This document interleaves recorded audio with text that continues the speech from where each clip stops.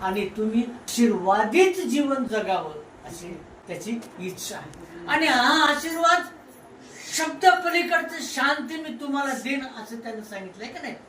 8:1 तुम्ही मला घेऊन वागा, तुमच्या प्रत्येक गोष्टीत माझं स्मरण करा.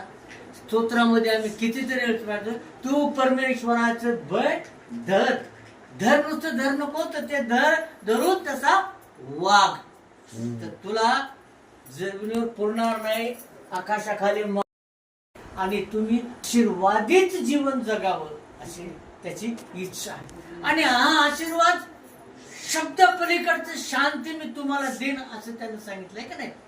8:1 तुम्ही मला घेऊन वागा, तुमच्या प्रत्येक गोष्टीत माझं स्मरण करा.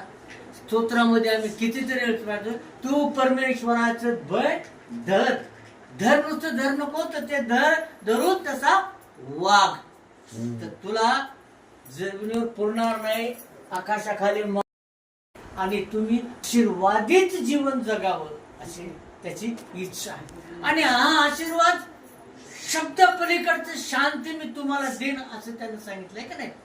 8:1 तुम्ही मला घेऊन वागा, तुमच्या प्रत्येक गोष्टीत माझं स्मरण करा.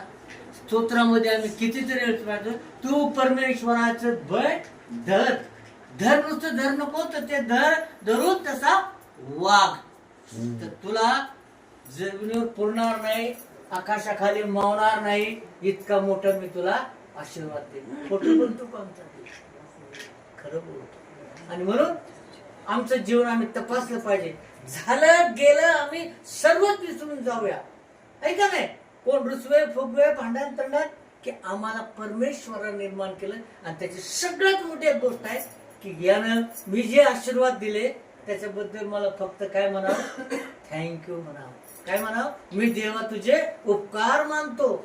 पैसा नको, तुमचं कोंबडं नको, तुमचं बकरं नको, प्रभू मला सुखी ठेवलंस, आशीर्वाद दिला, मी मनापासून तुझी स्तुती करतो आणि तुझे उपकार मानतो.